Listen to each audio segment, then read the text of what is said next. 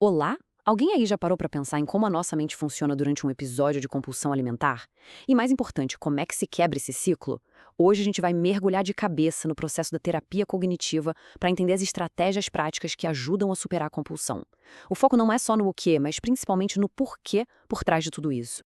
Bom, vamos direto ao ponto, ao coração do problema. A compulsão alimentar, sabe, raramente é uma coisa que acontece do nada. É melhor pensar nela como um padrão que se repete, um verdadeiro ciclo vicioso. E o que alimenta esse ciclo? É uma combinação bem poderosa. A pressão de dietas muito restritivas, sabe, aquelas regras super rígidas sobre o que é proibido comer. E, claro, uma preocupação que não acaba mais com o peso na balança e com a imagem no espelho. E esse ciclo tem etapas bem claras, quase como se seguisse um roteiro. Tudo começa com a restrição. Isso cria uma tensão gigantesca, tanto no corpo quanto na cabeça. E é quase inevitável. Essa pressão toda explode num episódio de compulsão. E logo depois, vem aquela onda de culpa, de vergonha, que, ironicamente, só reforça a ideia de que a única saída é restringindo a mais. E pronto, o ciclo começa tudo de novo. Então, por onde a gente começa a desmontar essa engrenagem toda? O primeiro passo, e isso pode até surpreender, não é focar nos sentimentos ou na comida, é focar no comportamento, naquilo que a gente consegue observar. A ideia é primeiro entender o mapa do problema antes de tentar mudar o caminho. A principal ferramenta para isso é uma coisa chamada automonitoramento. E olha, ele tem uma função dupla que é fascinante. Primeiro, ele age como um detetive, sabe? Nos dá pistas, informações concretas sobre os gatilhos e os padrões que antes a gente nem percebia. Mas a segunda função é talvez a mais poderosa de todas. Ele já começa a promover a mudança. Por quê? Porque ele prova que aquele comportamento que parece totalmente automático, incontrolável, na verdade tem uma lógica. E se tem lógica, pode ser mudado. Agora, vamos dar uma olhada em como um diário simples pode ser incrivelmente revelador. Olha esse exemplo aqui no slide. Às 3 da tarde, uma única bolacha. Mas o que acontece na mente? O pensamento, estraguei a dieta. 15 minutinhos depois, esse pensamento vira a justificativa perfeita para comer o pacote inteiro. E 1 hora depois, o que sobrou? Só culpa e tristeza. Fica muito claro aqui que o gatilho de verdade não foi a fome, de jeito nenhum. Foi um único pensamento. E com base nessas informações, a terapia propõe uma mudança de comportamento que é chave, considerada a mais eficaz de todas, para interromper os episódios de compulsão de uma forma até que bem rápida. E essa grande mudança é estabelecer um padrão alimentar regular. Parece simples, né? Mas é de uma eficácia profunda. A gente está falando de 3 refeições principais e 2 ou 3 lanches planejados.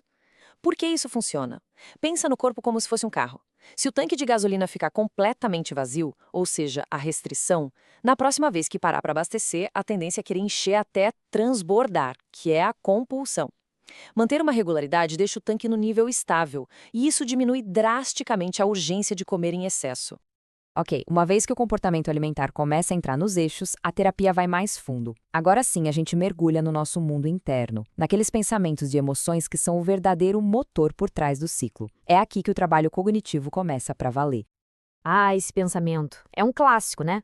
Já que eu estraguei tudo, agora tanto faz, vou comer o mundo. Ele é o retrato perfeito de um padrão que a gente chama de pensamento tudo ou nada. É aquela ideia perigosa de que um deslize pequeno invalida 100% de todo o esforço. Basicamente, é como abrir a porteira para a compulsão passar. O objetivo da terapia, então, é desmontar essa lógica. Ao invés de ver tudo preto no branco, a meta é cultivar uma visão mais flexível, mais realista. Nessa nova forma de pensar, um deslize é só isso. Um deslize, um tropeço no caminho. Não é o fim do mundo e com certeza não anula todo o progresso que já foi feito. Mas não são só os pensamentos que precisam de atenção. É fundamental entender a função emocional da compulsão. Muitas, mas muitas vezes mesmo, o ato de comer sem controle tem muito pouco a ver com fome e tudo a ver com uma tentativa, às vezes inconsciente, de anestesiar ou fugir de sentimentos difíceis. E esses gatilhos emocionais podem ser de vários tipos. Pode ser a tensão acumulada de um dia estressante, o vazio de um domingo à tarde, a dor da tristeza, a inquietação da ansiedade ou até a raiva. O simples fato de conseguir parar e dar um nome para a emoção que está por trás do impulso de comer já é um passo gigantesco. Então, a terapia ensina uma estratégia bem prática, em 3 passos. Primeiro, identifique o que se está sentindo de verdade. Se pergunte, o que eu estou sentindo agora? Segundo, em vez de ir para a comida, escolha uma atividade alternativa. Algo que seja ativo, agradável e, muito importante, que seja realista de fazer naquele momento. E terceiro, que talvez seja o mais difícil no começo, espere. Dê tempo para que o impulso diminua. A grande descoberta aqui é que ele sempre diminui, sem que a gente precise ceder a ele. Agora vamos falar do que muitas vezes é o verdadeiro motorzão por trás de todo esse problema: a preocupação excessiva e a insatisfação com a imagem corporal. Esse gráfico de pizza no slide mostra esse desequilíbrio de um jeito muito claro. Olha só para isso. Para muitas pessoas com compulsão, a autoestima é tipo 85% baseada no peso e na forma do corpo. Isso deixa uma fatia minúscula para outras áreas super importantes da vida, como os relacionamentos, o trabalho, os hobbies. Essa dependência de uma coisa só torna a autoestima extremamente frágil. A meta da terapia é exatamente essa que a gente vê agora: reequilibrar essa pizza da autoestima. O objetivo não é apagar a preocupação com o corpo, mas diminuir essa fatia para um tamanho mais saudável, tipo uns 20%. Ao mesmo tempo, o trabalho é fortalecer e aumentar a importância de outras fontes de valor pessoal, construindo uma base de autoestima muito mais sólida e diversificada. E para conseguir esse reequilíbrio, a terapia também foca em comportamentos específicos que mantêm essa preocupação com o corpo lá em cima. Isso inclui a checagem corporal constante, como se pesar várias vezes ao dia, que só alimenta a obsessão, ou o oposto, a evitação, como não se olhar no espelho, que reforça a vergonha. Um ponto-chave também é aprender a desconstruir aquela sensação vaga de se sentir gordo e investigar qual emoção real, tristeza, insegurança, raiva, está se escondendo por trás disso. Isso nos leva a uma pergunta que não quer calar. Tá, mas e a perda de peso? Onde ela se encaixa nisso tudo? É fundamental deixar bem clara a posição da terapia sobre o emagrecimento para não ter confusão. A regra de ouro aqui é clara e não se negocia. A prioridade número 1 é sempre tratar a compulsão alimentar. Tentar emagrecer enquanto o transtorno ainda está ativo é como tentar consertar o telhado no meio de uma tempestade. Não funciona e pode piorar muito o problema, porque a restrição da dieta é o que alimenta a compulsão. Primeiro se estabelece a paz com a comida, só depois se pensa na questão do peso de forma saudável. De agora vem um dado que, nossa, muitas vezes surpreende as pessoas. O que acontece com o peso depois da recuperação, especialmente na bulimia nervosa? Em média, a mudança líquida é próxima de 0 quilos. E por quê? Faz todo sentido.